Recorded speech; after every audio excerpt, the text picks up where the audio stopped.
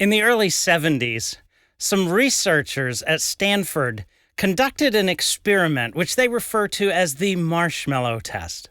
And the Marshmallow test can help us understand something about ourselves, and it may also help us to understand a key idea in the Sermon on the Mount.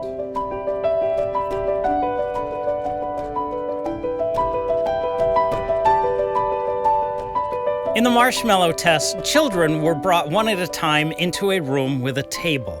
On the table, there was a plate, and on the plate was a marshmallow. The child sat at the table, and the researcher sat across from him. And at some point during the experiment, the researcher said, "I need to step out of the room for a minute.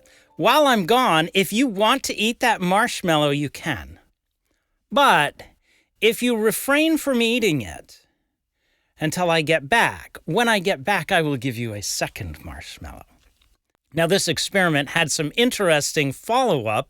Over time, the researchers followed these children through life and checked in on them and found that by whatever metric they used for successful, the children who were willing to put off eating the marshmallow in order to get the second one were more successful. Whether that meant happier, whether that meant financially more stable, whether that meant more fulfilled in their job life, they said these children are more successful. Now, that's an interesting result, but what I want to think about is kind of a side effect of that experiment, and that is that the children who ate the first marshmallow while the researcher was gone, when the researcher came back, many of those children demanded their second marshmallow. Isn't that interesting? The researcher had set up an if-then. If you do this, then I will do this.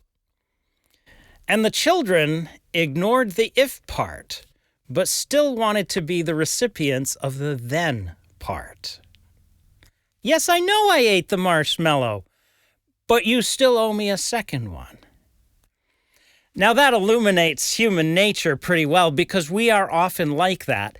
And we can be like that when it comes to the things that Jesus tells us. We've been talking about the parable of the foundations, and although he doesn't use the words if and then, those ideas are clearly in the parable. If you hear my words and you put them into practice, then when the storms of life come, you will be ready to deal with them. If, then. But this is human nature. We ignore the if part. We look at Jesus' words and say, oh, that's too difficult. That's too inconvenient. That's too hard.